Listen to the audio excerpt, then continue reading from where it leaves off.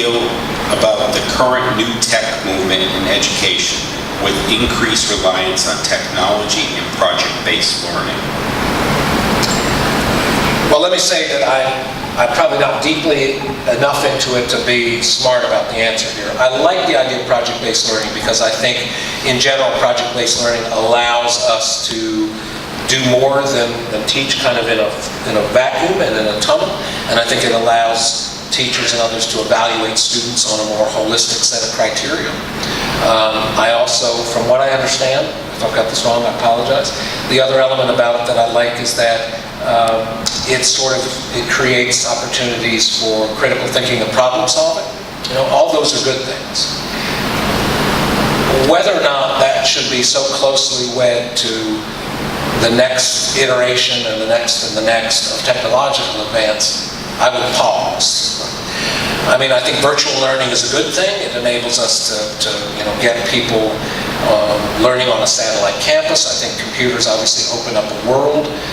But I also think there's a lot of unknown consequences from an increasing reliance on technologies that we're just beginning to get a handle on, from a lack of socialization to a lack of interaction skills with others. So I'm somebody, whether you're talking about a farm or education or else, who's not somebody who thinks that just because it's new and it allows us to do it faster than before, that it's necessarily the best thing.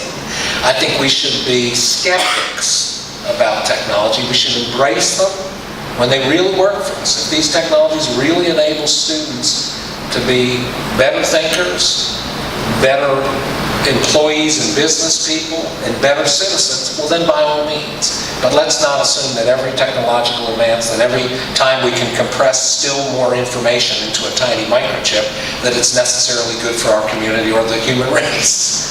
We've got a pending, frightening scenario with robotics and artificial intelligence.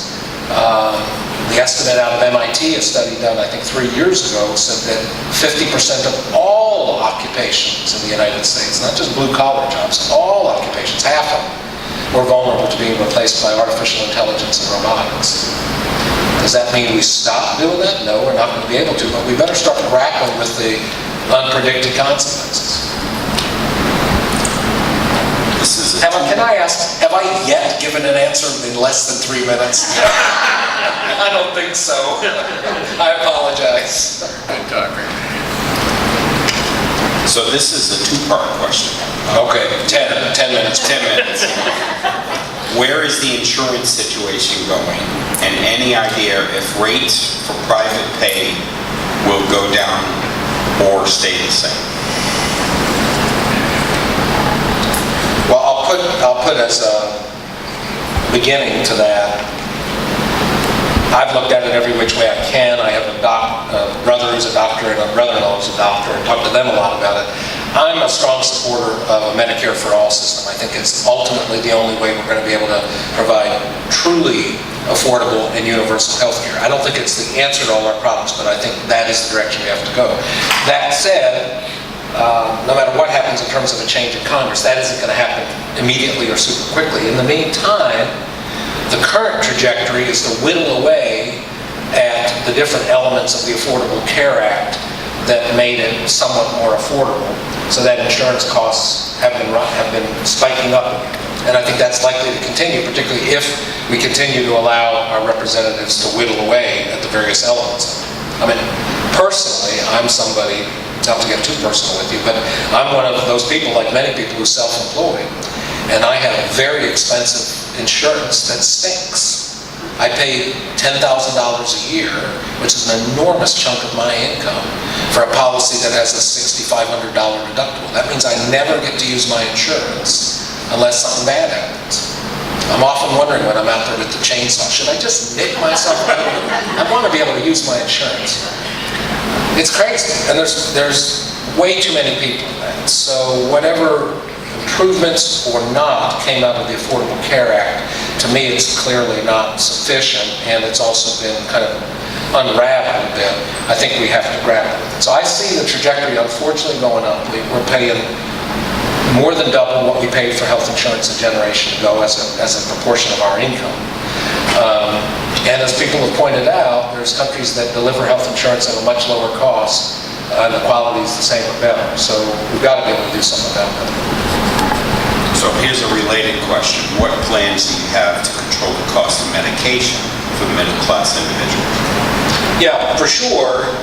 The prohibition that was passed, was it 2005? It was during the George W. Bush administration on negotiating pharmaceutical prices with the drug companies on behalf of Medicare was a mistake. It was a concession to Big Pharma. No way around it. So I think number one, simplest thing, is we start negotiating. Every public plan, not just the VA, but every public plan ought to be able to negotiate prescription drug prices. I think that's preferable too, but could also be combined with allowing a freer flow of medicines across the border with Canada. That's probably a shorter term step, but I think that makes sense. That's the second thing. The third thing is that, the pharmaceutical companies will make the argument that it takes a tremendous amount of time and money to bring a successful drug to market, and that's true. So therefore, they want to not only be able to charge a good bit, but the other thing they've fought successfully for is to hold on to patents longer, so that generic versions of essentially the same medication take 5 or 6 or 10 years longer to come to market. That makes it much more expensive. So I think we need to change that so that generics can come sooner. And the thing about the pharmaceutical companies is that at least through 2013 and 2014, they were spending more on marketing and promotion of their drugs and medications than they were on research and development. So if it really is that expensive to do research and development, maybe you ought to be putting a little more of your budget in that and a little less on marketing. So I think there's things we can do, but we can't force the insurance companies or the pharmaceutical companies to change that, but we can change patent law. We can bring generics to the market sooner, and we can absolutely start negotiating those prices in every sort of public health system we have. This is a long one, so are you aware of the situation in Montville, Virginia, the closure of the fuel terminal that dispenses over 500 million gallons of fuel to Weston and Central Virginia? The impact this will have on our communities is significant. How do you feel about the negative impact of this fuel situation with 2 pipelines coming that will not benefit? So I'm afraid I have to claim ignorance on that. Do you have any more information, or is there somebody that could, because again, like I said, I'd like to learn, tell me more about the Montville fuel situation? Yes? Yes, fuel terminal in Montville, Virginia is supplied by a pipeline that comes through near Lynchburg, and from what I understand, that pipeline is compromised, and they've deemed it not cost effective to fix that pipeline, meaning that the only place that our fuel supplier, which happens to be Foster Fuel, that's our primary supplier, and other suppliers get their fuel for this area in Montville. There's a limited amount of supply available in Roanoke, but not 500 million gallons of fuel. What that means is Foster Fuels, in order to bring fuel to Covington for me nowadays, they will have to go either to out of state, to Charleston, West Virginia, or to Greensboro, North Carolina, or to the metropolis of Richmond to get this fuel. Any way you slice that, it's going to be more cost. Where it takes a driver today, we get a load of fuel every day at our business. And they usually have it there by 7 o'clock in the morning. And then they will have, that driver will drop our fuel off, and then he has enough time on his logbook to go take another load from Montville, maybe to Martinsville. All right, so that's one driver, one truck, and now they're going to have to go out of state for the most part, or Richmond, and it's going to be, he's not allowed to make one trip because of the distance. Right. So that's going to translate into more expense. You're going to have 2 trucks, 2 trailers, 2 drivers, and that's going to translate into more expense for the western and central communities of Virginia. That is a big deal. When you look at West Rock over here, and their production expense, one of their major expenses is transportation. Raw materials coming into the mill, as well as finished goods going to the port. Well, that's going to increase their costs. Right. That's going to make them less competitive in the world arena. Sure. So let me suggest this. It's obviously something I need to learn about. I'd Okay. love to chat with you a little bit after, and then we can go and start doing some research about it. I mean, my understanding, the way you're describing it, is that Montville is kind of a hub of fuel coming in and going out that then supplies fuel stations and others, and the factories and others close by. Is that right? Right. Something Not to like mention that. they're going to be losing a lot of jobs there. This is scheduled for the end of September. End of September. Well, thank you so much for bringing it up. I'm afraid I don't know enough to respond, but I'm glad that you brought it up. Yeah, and It's a very serious issue for our community. for sure. And let's plan to talk afterward before I get out. Thank you. So thank you for the question. You alluded to this at the beginning, but would you please comment on your view of the future of coal and how you evaluate market forces on the industry, such as cheaper fuels and environmental concerns? Yeah, one thing I didn't say, just that is very important to me, because I was, as my bio said, I was on the picket lines with UMWA miners back for most of 1989 and 1990 when they had their strike to maintain their health cards, basically, which the company threatened to end. And so the other issue in coal country that's so enormous is the miners' health and pensions. And I'll get to the market question, but I'm somebody who has been and will continue to fight for, there's a couple of threats to them right now. The coal companies pay a small severance tax on every ton of coal. They pay $1.10 of that goes per ton, $1.10 goes into the Black Lung Trust Fund. Now, the Black Lung Trust Fund is more important than ever, because that's what's there for miners with black lung when the company itself has gone bankrupt. Well, there's a lot of bankrupt coal companies, so the Black Lung Trust Fund has become critical to many miners getting their black lung benefits. And by the way, less than 2 out of 10 miners who apply for black lung with advanced respiratory problems ever get it. So the miners aren't like gaming the system, believe me. But the company wants to reduce that $1.10 per ton to 50 cents a ton, cut it more than half. If they succeed, and they will unless Congress acts, because this is scheduled to end this year, unless Congress takes action, they will. That'll pretty much unwind the Black Lung Trust Fund. We have a black lung epidemic in the coal fields right now. It's worse than it's been in our lifetimes. Miners are getting advanced stage black lung at a much younger age. There's a lot of reasons behind that. So one part of the commitment to the economy of the coal fields is making sure that the miners who work for 25, 30, 40 years get their pensions, which are also threatened, and that they're able to get black lung and not lose that. That's very critical. It's critical to their survival. It's the decent American thing to do, but also it's important to the economy. Because when those miners are going broke, then that also helps to spiral the economy downward if they don't have any money to spend. The other piece I think I pretty well addressed in terms of my plan around downtown revitalization and a new industry, new manufacturing. But I will say this, one thing we sometimes forget, there are some people in the coal fields who feel like renewable energy has gotten too much brakes and coal not enough. I wouldn't tend to agree with that, but what I would say is that besides natural gas and renewables, the other market signal that hurts Appalachian coal is much, much cheaper coal from the western part of the United States, from Wyoming and from the Illinois basin. That coal, which is taken from just below the surface of the ground in huge strip mine operations, is dramatically cheaper per ton than Appalachian coal. So not only is natural gas and now wind and solar competing with coal, but coal is competing with coal.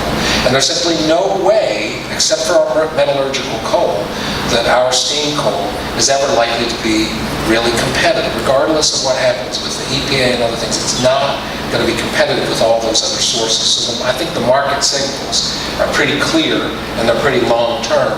And that's why, aside from metallurgical coal, we need to be working. Somebody said it the other day, and I couldn't agree more. It's the real betrayal of the coal miners is not being honest and saying it's high time to start to build other economic opportunities in this region.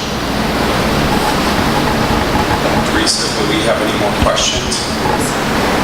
Okay. So, thank you so much for responding to the questions. We'll give you an opportunity to say a few final words before we wrap up. Wonderful. Well, thanks so much for coming out. I'm glad folks continue to come in. That's great. Let me say two things. First off, if I'm elected, I'll be back in Alleghany County. And I've obviously got a lot to learn, from specific things in local communities to the broader things. This county is not one that I know as much about as others. And I honestly believe that if you're going to pay somebody $170,000 a year, they ought to spend a lot of time knowing the issues, knowing what's good, knowing what's bad, knowing what works and what doesn't, and I have every intention of doing that. Second thing I'll say is that there's can be pretty distressing and dark times that we're in. For me, there's no question about that. But nevertheless, if you had the life that I've had the last few decades of working with the kinds of people I mentioned in St. Paul and in Eastern Kentucky and in Dungannon and in so many other parts of this district, you'd also realize that people have not given up. People are fighting back, and not just fighting bad stuff, but more so fighting for good things. People are fighting to build an economy that works better for them, for their kids, for their culture, and for their landscape, for their environment. And people are succeeding at that. And people are fighting with the most limited resources in our underfunded schools. We are turning out some amazing students and developing some amazing projects, from school-based gardens that are popped up in many parts of the district to what Terry Betzel did, a Russell County school teacher, creating a wetlands education system that is now educating thousands of students every year, right from Wise and Russell and neighboring counties, on the ecology of their region. We don't know everything we need to know to fix all our problems and build prosperity for the next few generations, but we know a lot. The problem is we don't talk about it enough, and the problem is, most of all, we don't invest in it. My goal as a congressperson would be to build on what's working, to learn more of what the solutions are out there, and to stop giving away the store to the rich and the powerful, and start investing in working people in their communities, their schools, their families, and the infrastructure that's going to allow us to sustain a good life. I don't think that's rocket science. I don't think that's a radical idea. I think that's just good common sense solution. Thanks.